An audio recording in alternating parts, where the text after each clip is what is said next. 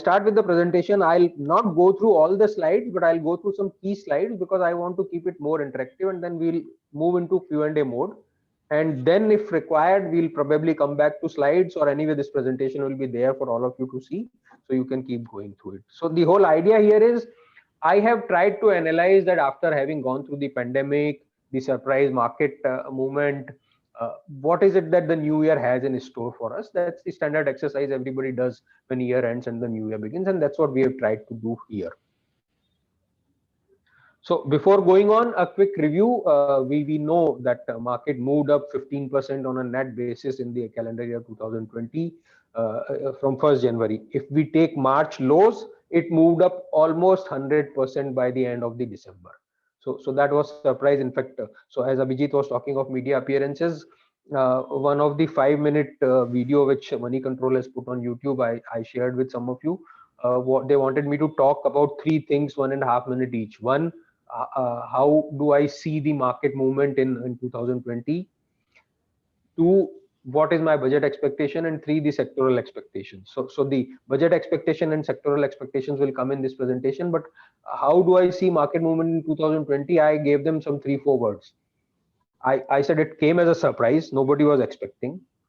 Sudden shock thereafter from 15 February to 23rd March. Sudden unexpected rise after that, and then it became unfathomable. We were not able to understand, analyze that why market is going up, what's happening to the economy and things like that.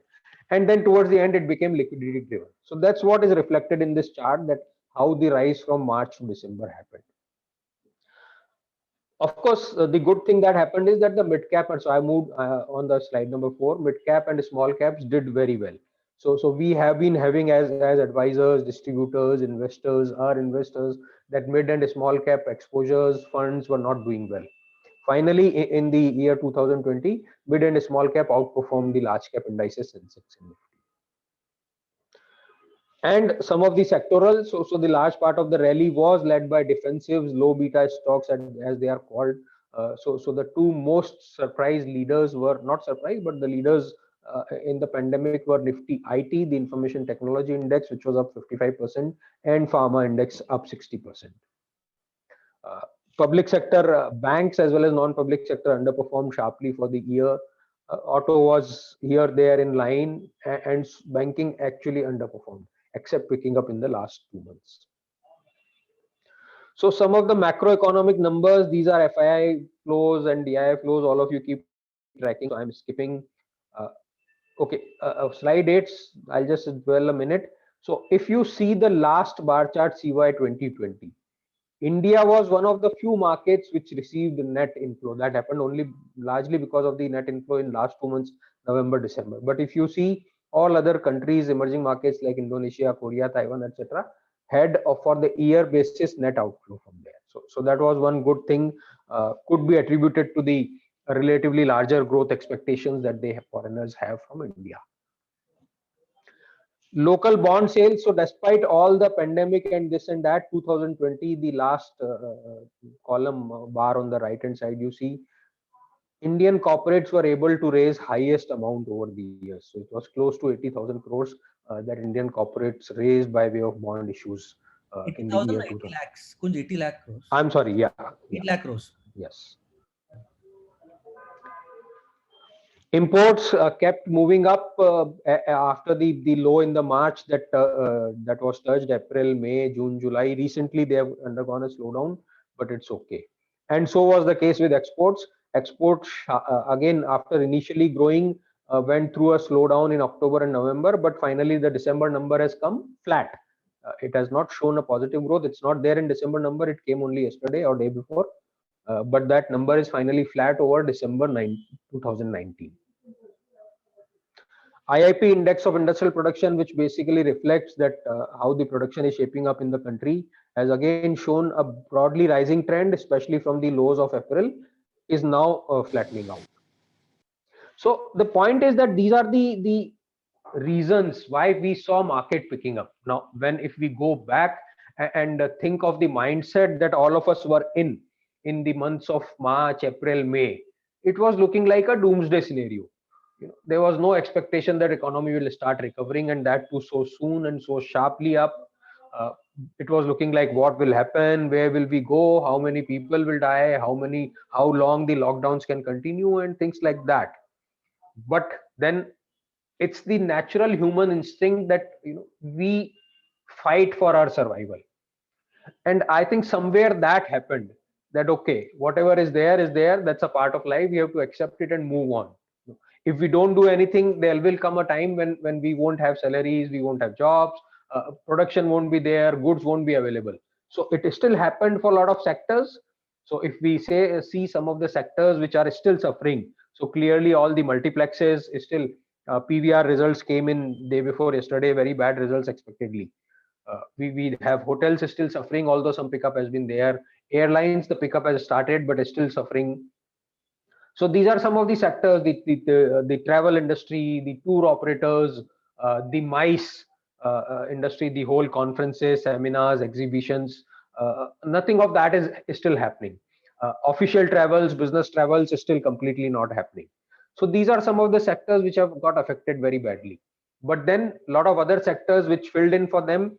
As I said, pharma was one, IT was one. Because of the whole online thing moving up, suddenly the demand for IT services products went up, so that kept moving up. People were at home, that resulted in multiple things. So while the traveling out was not there, but the home consumption of food increased, household goods increased, cooking, a lot of people, male female, started cooking, so those consumptions increased. People wanted to go in for higher quality of home equipments like refrigerators, like washing machines, dishwashers. They were in short supply at some point of time. Air conditioners. So these are the industries which benefited.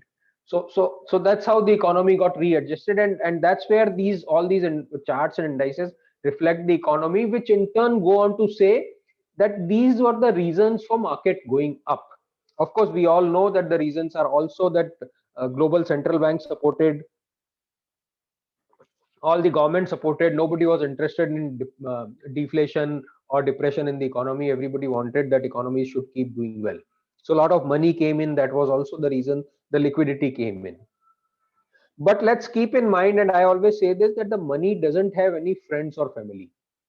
If water spills in our room or at our home, uh, we know that it goes towards the lowest level. The same way money flows where it sees returns. Maybe over a medium period of time, maybe over a longer period of time, may not be immediate. But money on a consistent basis, in consistent amount of dollars or rupees, and for consistent period of months, 2 months, 3 months, won't keep coming in if they don't see return. Just because money is available, it won't go in where it doesn't see return. So that's the beauty, that why we had liquidity inflows. Of course, the governments and the central banks opened their houses, but the fact that the global money sees much higher return in India compared to other economies, and that was the reason. Automobile sales, we all know, have been surprised, and within that, the tractor numbers, the rural economy was the biggest support. So those are the ones which moved up very sharply.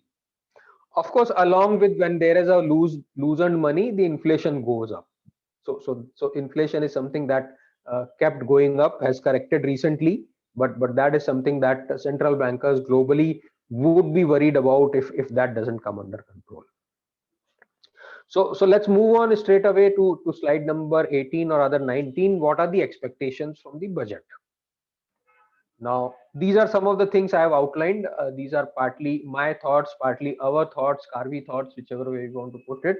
Of course, some of these could be matching with a lot of other people. Some of these may not be matching. And then there are a lot of other expectations which a lot of people have. But what I feel is that, one, given the way the job losses were there, although because government distributed a lot of money, government gave a lot of food to poor people, we probably did not see as much of issues as otherwise could have been there, which could have resulted in social issues. In the worst of the scenarios, could have resulted in social riots, people coming on the street, protesting, fighting, things like that. None of that happened. But I'm sure government is not unaware that there were a lot of job losses. So the government focus will remain on job creation, and that is where I think government's focus is going to. Now, how will that happen? That, of course, in the shorter term, government has this NREGA scheme, National Rural Employment Guarantee, wherein it keeps giving certain minimum number of days employment to people and they keep getting paid wages. But that's an unproductive way of spending money in the economy. That's a shorter term, which you have to do because you want to support people. The longer term, more productive way, more result oriented, which will keep giving benefit to your economy in the longer term, is by doing investments, mainly infrastructure investments. Build lot more roads, lot more bridges, lot more ports, lot more electricity lines, lot more telecom, and things like that. And that is where not only the country will be able to build assets which will be of use over the longer period of time, country, so the money is getting productively used. NREGA money spent, you make them do some things which are not necessarily as long term, the money is paid out, they consume, and it's over. Of course, economy does get boosted by that also, but this is where the cyclical effect on economy will come, and employment will come. Along with that, I have not mentioned, real estate sector is also one of the big employers. So I think affordable housing has remained focus of the government, will also continue to be the focus of the government. So that is where also we can see some things coming up. Moving on, health expenditure. Now that is where, as a percentage of GDP, I did not keep the numbers ready, but globally, if we compare ourselves to many countries, we are at the lowest level. I think after Corona, the importance of that has been realized by the government, and that is where we'll see a lot more expenditure coming. Agri focus, for two reasons. One, we know the ongoing farmer agitation has been there now, almost getting into 2 months. Not only that, when we had this whole pandemic, the initial support to the economy came in from rural economy, from the agricultural economy. So that's where the realization has come in, that that is something that we as a country, that our government has to keep focusing on. We still have large part of income coming in from the agriculture, so that is where the government's focus will continue. So these are the large expectations. Of course, there will be a lot of more things. And COVID surcharge, now that is one thing which could be negative for salaried people like us, for some of our clients, possibly for the market in the short term, because on the capital gains which are already there, if government puts a COVID surcharge, that will be seen negative in the shorter term. On the corporate tax on the companies, if the government puts a surcharge, so while this government reduced corporate taxation sharply from 30 to 22% and 15% depending on the different circumstances, now if it puts a 2% or 2.5% COVID surcharge on that, that could be an issue. But government needs revenues, let's keep in mind. Okay, what is not expected? So we have expectation, we also need to have not expectation. So there'll be usual feel good things that, okay, capital gains tax reduction will happen. In my view, it won't happen, especially this year, and not even going forward. Once the tax has been put, I think it's very easy for government to keep recovering money in that. Obviously, reduction in direct taxation won't happen, because over the last 4-5 years, there has been some reduction in direct tax for individuals, and there was a sharp reduction for corporates last year. So that won't happen. Similarly, every year the talk comes that whether wealth tax will come, inheritance tax will come. This year, probably it certainly won't come. And of course, the education focus will probably take a back seat, especially in terms, because government, as I said earlier on the previous slide, government will need money for the health expenditure and for the agri focus. So these are some of the things I feel won't happen.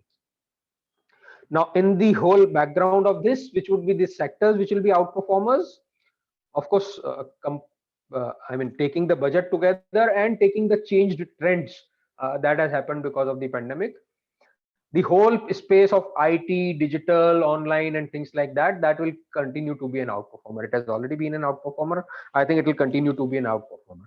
So that is a space to watch out for. Insurance is the other sector. So it was slowly picking up earlier also, but the pandemic brought in the focus that people need to have both life and health. So that is a sector that I think will continue to outperform. Select infra, because as I clearly said that the government's focus will be there on infrastructure investment. Now, as a broad sector, it doesn't outperform. We have to keep looking for specific opportunities. Telecom will be the other sector which will be an outperformer, because the whole IT, digital, online, work from home, the backbone for that is the telecom, the bandwidth availability. So that is something that will happen. And gas utilities. So it's not necessarily related to pandemic or the budget, but it is a trend which has been continuously seen, especially in India. government as well as private people have been having continuous focus on using cleaner fuels for the reasons that they are more cost efficient. They may not be cheap compared to some other fuels, but compared to the calorific value, compared to the heat per unit of fuel burnt, and compared, and when put it in line with the fact that they are much more cleaner.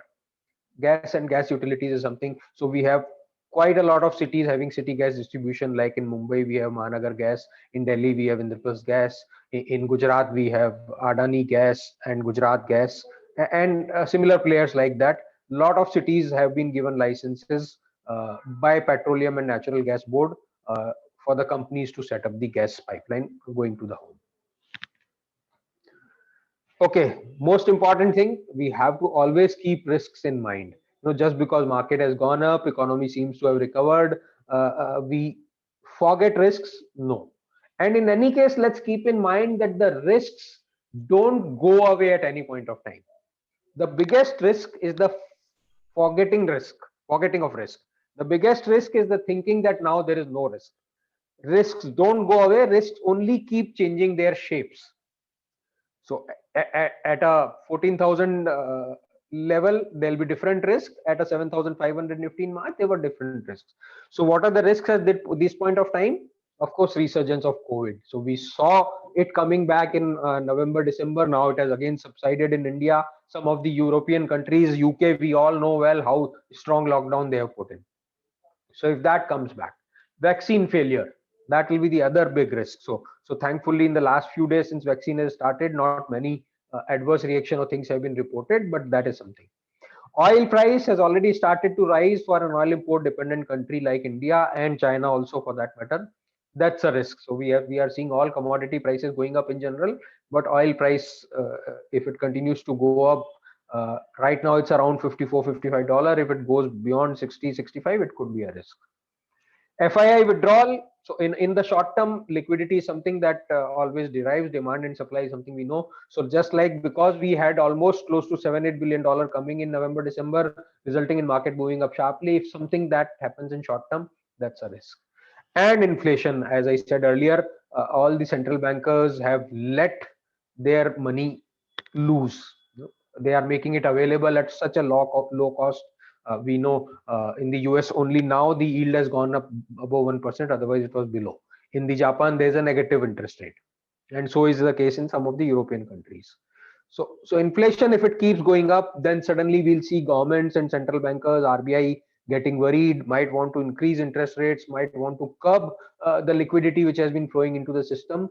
And as a result, the easy money availability, which is partly responsible for the equity market going up, other asset classes also going up, gold going up, copper going up, will also tend to take a backseat. So these are some of the risks that we have to keep in mind. What will be the high activity events in 2021? So one, we already have seen. So IRFC IPO is closing today. Indigo Paints is opening. I think another IPO, Home Finance, something is opening day after tomorrow, something like that. So a lot more IPOs will keep coming in. But what I am looking forward is some of the bigger size IPOs coming in from some of the e-commerce companies online, some lot more insurance companies like Flipkarts, like Amazon India, if they want to do IPO and things like that. Now they not, of course, the LIC IPO hopefully should come in this IPO. So those are the ones which will suddenly jolt the whole market. Now, 2.5-3 years ago, some of the bigger IPOs were from insurance company. We had HDFC Life IPO coming in. We had ICICI Lombard, ICICI Pru, ICICI Pru Life, SBI Life. These are the IPOs that came in a period of 7-8 months and were big IPOs. So some of these big IPOs we could be seeing in the current year. Separately, I didn't cover this part in the budget expectations, but PSU divestment will be the other thing. So IRFC is actually a part divestment by the government. Will be the other big thing, because government needs revenue. So 2-3 revenue sources it is having is a very good excise collection because of the very high excise duty that government is charging on the petrol and diesel. That is something that has been doing well. Direct taxes suddenly have gone up because the economic recovery have been better than expected. And the third, and I said, is COVID surcharge if they put in. The fourth will be the PSU divestment. Now that is where we can continue to see, and government has realized that by selling these 5-10% in piecemeal is not going to make a change to its larger expected revenue. So it has identified, let's say BPCL private sale happens, bulk sale with management control change, then government will be able to command some premium. Air India, it was trying, although I personally feel won't happen. LIC, of course, won't be change of management, won't be privatization, but will be more of divestment. So that is the other thing that we will keep seeing happening all throughout the next year. So, and this is where I'll stop so that we can have more questions. Where will our strategy be depending on in terms of where to invest, what to advise to the clients, what things we should monitor?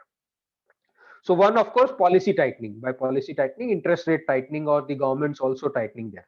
That will, one, depend on the inflation. As I said, if inflation keeps going up at some point of time, I don't think RBI will be comfortable and it might start moving towards interest rate increase. So that is something that we have to monitor. Of course, earnings growth. So we have seen the September quarter and now December quarter showing earnings growth. Whether that continues or not, or if that takes a big backseat. That will, of course, depend on demand sustains. So right now we have huge demand coming in for products and services. If that doesn't sustain, then we will see earnings growth coming back. And valuation. So valuation is something which always keeps getting discussed, is whether expensive, whether mature. Last week, I think day before yesterday or something like that, we moved in market cap of India, crossed 100% of GDP. So only one time and ever it crossed 100% was in the time of the IT boom. Was it IT boom or was it infra boom in 2007? I don't recall, but that was the time it had crossed. It has actually reached 130 or 140% of GDP. All other times it has been in the range of, if there are bear market, if market doesn't do well, it goes to 50 to 60% of GDP. In a flattish consolidation movement, it comes to 70% of GDP. In a bullish market, it comes to about 80-85% of GDP. So valuation is something that we will have to keep monitoring. I think I'll stop here. Of course, that completes the presentation, but some of these slides, if you want to discuss in detail, we can go back. But as I said, I'll stop. Let's want to make it more interactive. If you have any questions, we will discuss those and then take it forward. Kunj, thank you so much. I think it was a very quick summarized presentation, very well presented. I just wanted to ask one question myself before we have others asking. In the beginning, you spoke about some channel asking you a few things about the year, and you said that 2020 was about surprise, shock, sudden rebound, and then too much of fast movement. So as a fund manager or as an investor, what are your top learnings which will help you in the next 5 years? Sure. So top learnings are coincidentally something like what that Australian guy said yesterday after India's victory. So I'll just put that in other words, that expect the unexpected. And this recovery was actually, if we go back, that learning has been there in history also. We don't take, or even if we take, we tend to keep forgetting. November 2016, government did demonetization. And again, if we try and recall the scenario that had got built up, oh my God, what has happened? What will happen to the economy? And there were similar job losses. A lot of smaller businesses, kind of their volumes dropped down because there was no cash in the economy. People were busy queuing up either to deposit cash or to withdraw cash from ATMs. Nobody was going to especially the lower end of people who work in the shops and things like that, and in SMEs and things like that. So the whole scenario that had got built up is that no, economy has gone for a toss. And you may not recall, but let me tell you, 2017 was similar market, which was like this year from March to December.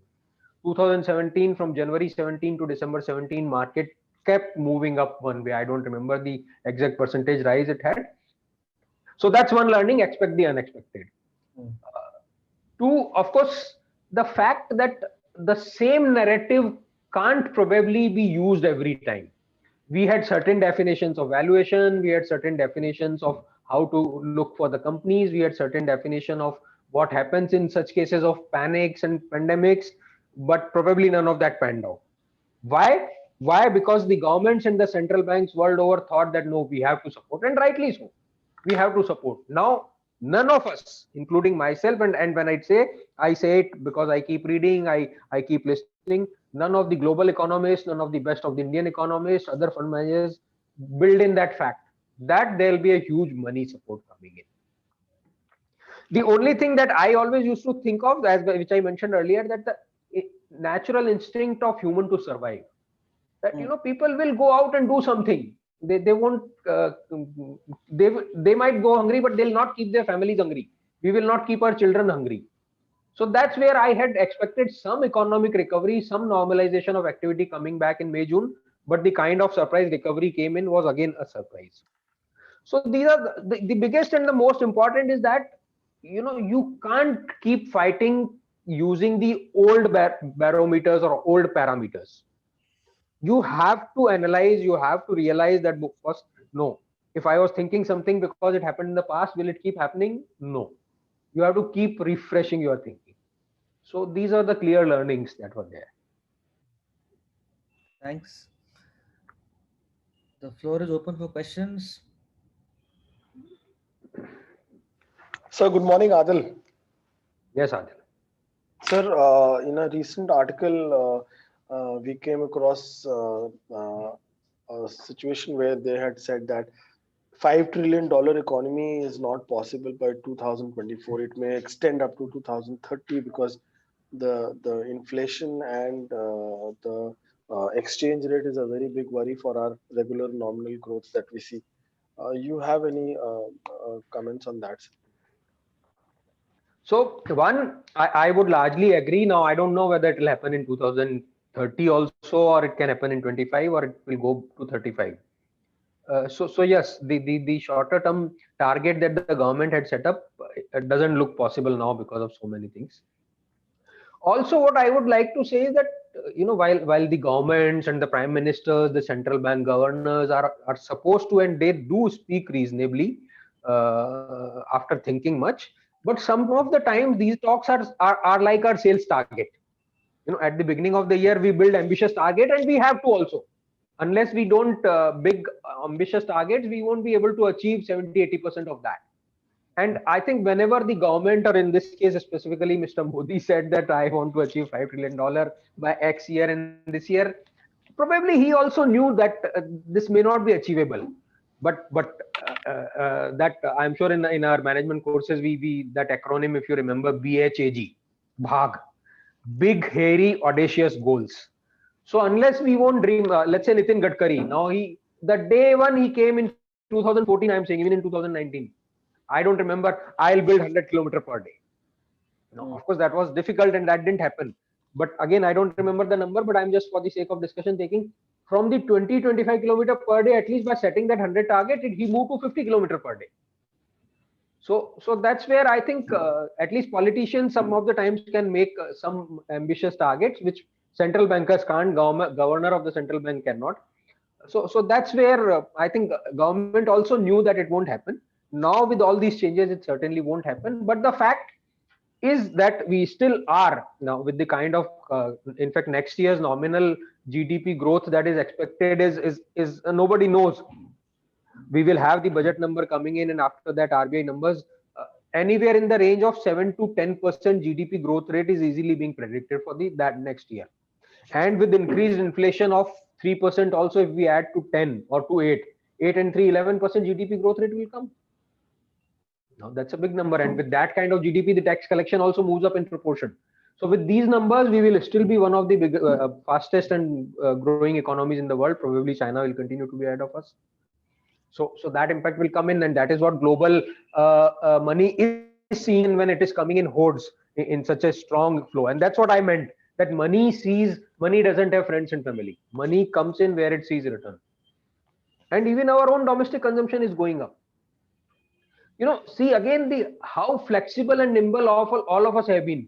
So if there were some job losses on a net basis, probably there are still job losses, but how quickly people reskill themselves to move into, if I talk of the lower end, to take job as delivery boys with Swiggy, with Zomato, with Dunzo, with VFast, with Flipkart, with Amazon. With the kind of home delivery volumes that increased for them, they needed those people. And I'm sure a lot of people, these people came from some of the SMEs which closed down, some of the manufacturing units which closed down, some of the retail trading, all these modern trades closed. Your big bazaars and all those are still not working, even DMart at the peak. So the employees lost jobs from there. They moved in this. In a slightly educated, lot more job requirements have come in the IT companies, digital companies. Suddenly they need lot more people. So some of the middle and skilled people moved in there. So that's what keeps pushing up the economy. Thank you, sir. Anybody else? Any questions? There's a question on the chat, I think. Yeah, can you read it out, Faisal? Otherwise, I'll go there. We have seen, Ravish Verma asks, we have seen stagnation, range-bound movement in pharma till 2019. Do we expect pharma to move into a similar trajectory in the coming few weeks or months? Could be. See, few weeks or months, yes, possible. In fact, so let me give an example. Let's say FMCG sector. Now, from the March lows when market started moving up, along with pharma and IT, FMCG also moved up sharply. But after that, let's say broadly from somewhere from June to September, October, for 3-4 months, FMCG stocks didn't move. FMCG index didn't move. HUL was there where it was, Nestle was there where it was, Marico was there where it was. Now, finally, November, December, they have again moved up. So those kind of movements, especially since you are asking the from weeks and months, yes, up to 2-3 months that can happen. But if I still take, let's say, next 1 year, 2 year view, pharma sector still has potential. So next 1 year, 2 year view, it can. So it already moved up 60% in, as I showed in my one of the first few slides. It already moved up 60% in the calendar year. But if I take next 1 or 2 years view, yes, it still can give about 30-40% return.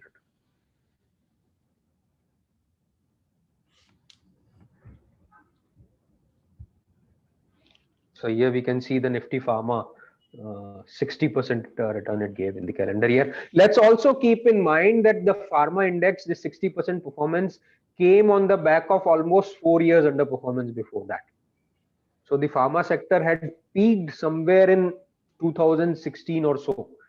And after that, half of 16, 17, 18, 19, almost 3 years, 3.5 years, 4 years, it underperformed.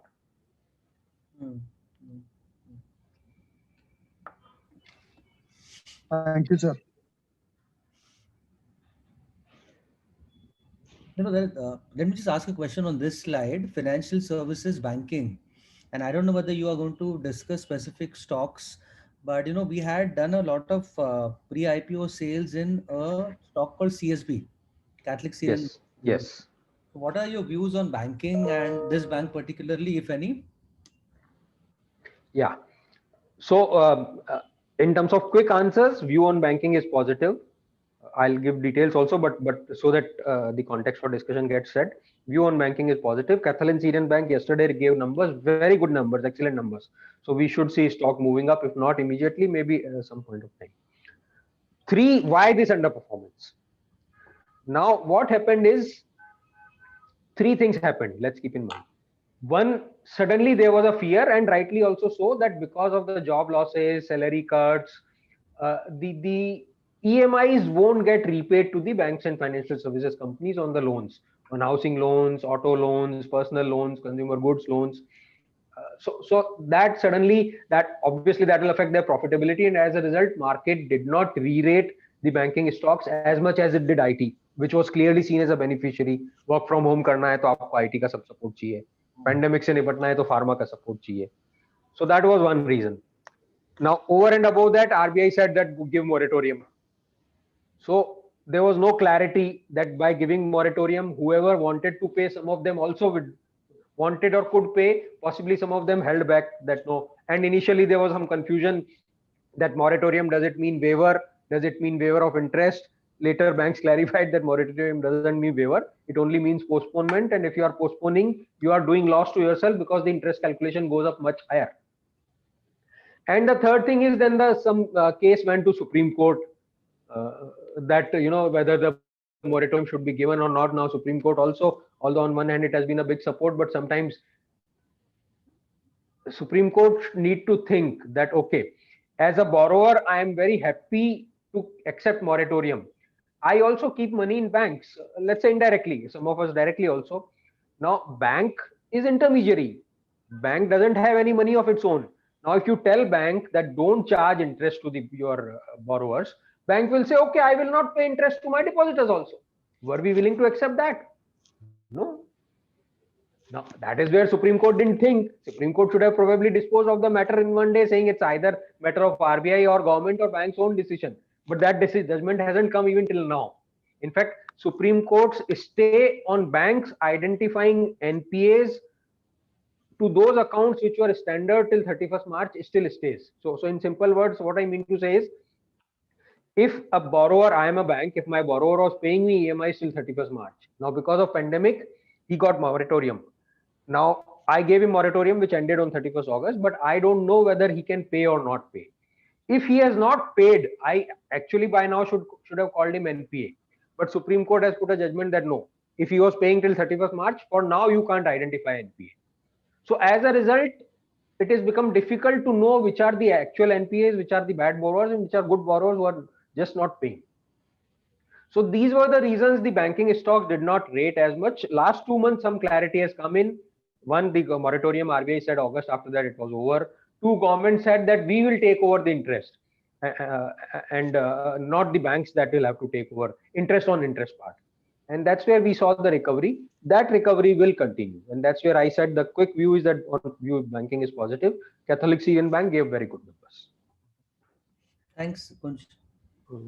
So this is Naveen from Bangalore here. I have a question, sir. So with the recent results that have started coming in, especially IT sector results, especially TCS, Infosys, Wipro, and recently HCL Technologies, all these results have been good. And surprisingly, immediately after the first set of numbers that came in, the stocks came down. So normally market tends to price in advance. So is it that only some bit of profit booking happened, or there's something with regard to expectation from the results that didn't go in terms what market read in between all these results? I mean, yeah. I was a little confused. So if you could throw some light. Sure. So in answer to your question, one, there was nothing negative from the results, nothing that was expected and did not come. In fact, if at all, there was a positive surprise in the results. But yes, you are right that because now the market is so aggressively tracked by individual investors, by smart investors, HNIs, institutions, fund managers, global fund managers, and research analysts. So they keep tracking the results. If I say day by day, I won't be exaggerating. So quarterly, of course, we have the numbers. So as a result, a lot of price movement tends to happen in advance. And you are right, that's exactly what happened. Stocks had moved up well in advance. The sector had moved up well in advance. And there was profit booking which happened after the actual numbers came in. Of course, keep in mind that the last 2 days before yesterday was also sharp market correction. So that also added to it. But there is nothing negative per se. As I said, along with pharma, along with banking, the expectation of an outperformance for IT. IT already showed you in my slide on likely outperforming sectors, 5 sectors I have highlighted. So we should continue to see. In fact, if at all, not that there is any comparison, but just to give you some numbers, IT stocks trade in the range of PE ratio 20 to 30. Now, as against that, let's say FMCG, all the consumer goods like HUL, Nestle and all trade in the range of 50 to 60. Now, of course, you can't compare sector to sector. FMCG sectors are business B2C businesses, business to consumer. So they naturally get valued much higher. IT companies are B2B, business to business. So that's one reason for them to trade higher. Two, the FMCG businesses own brands, which are very difficult to build in and take 10, 20, 30, 40 years. So that brand valuation is there. So that's why also they deserve to trade higher. Then because B2C, they have to build a very big distribution network, every village, every tier 3, 4, 5 cities, dealers, distributors. So that distribution network has to be valued. The similarity is both the businesses are negative working capital, almost negative working capital. In FMCG also, you have money much ahead of before you sell the goods. Here you don't have negative working capital, but a very regular collection. Both the industries are net cash industries, which means both the industries are zero debt. So, and both the industries are growing. So what I'm trying to say is that this 2030 PE can still re-rate to 35-40 if money keeps coming in. Any new money will look in that, okay, where do I invest myself? Where do I invest myself? Where is the relative valuation attraction? Now, it will be cautious of re-rating FMCG from 55 to 65, but it won't probably be as cautious of re-rating IT from 20 to 30. So that's also the reason why we, besides the fact that the companies will keep doing well because of increased demand, the sector will continue to do well. Yeah. I think we have taken that one. One last. Okay. Yeah. I'm sorry, sir. This last quick question, sir. What do you expect? Liquidity stops, the foreign money which is coming, as soon as that stops, which are the sectors which will like fall the most, or let's say correct, will have a worst case scenario with that? Yeah. So let me put it in a slightly different words, and then maybe if that doesn't answer your question, I'll come back to your question also. There are sectors which are called high beta and sectors which are called low beta. High beta sectors are the one which move more than market. So both ways, let's keep in mind, in rise also, in fall also. So if market has gone up 10%, high beta stocks and sectors will go up 15 or 20%. Same way, if market falls 10%, they'll fall 15-20. And there are low beta which are called defensive. So high betas are also called aggressive, low beta are called defensive. So the low beta, if market goes up 10%, will only move up 3, 4, 5%. But at the same time, if market falls 10%, they'll only fall 3, 4, 5%. And that's why in a portfolio construction, you want to have a balance of low betas and high betas. Now, let me link it to the discussion we had earlier that, as I said, when market moved up sharply in March, April, FMCG sector. Now, which are the high betas and low betas? FMCG, IT, pharma. These three sectors are typically low beta. Slow, steady, conservative will move less when market goes up, but will fall less when market falls. And as I said, that's where in a portfolio construction, we have to have a balance. Which are the high beta or aggressive? Clearly banking, clearly real estate, clearly automobile, some of the infrastructure. So they will move up very sharply when market goes up. They'll fall also very sharply when market comes down. So in a portfolio construction, you have to have a balance, one of the high and low beta. Now that balance has to be kept changing. Ideally, of course, market has been going up, but let's say at the 14,000 level of Nifty, if I have to build a portfolio, the weightage to low beta defensives will have to be higher, because the chance of market to fall from here is much higher than the chance of market continuing to go up. Of course, that hasn't been happening for now. And that's where, as I said, we have to be agile, nimble, keep learning. So to answer your question now, if FIIs stop or if they withdraw, if market corrects, or even if it doesn't correct, if the more inflow doesn't come in, the sectors which will correct in the shorter term will be high beta sectors, banking, real estate, and auto.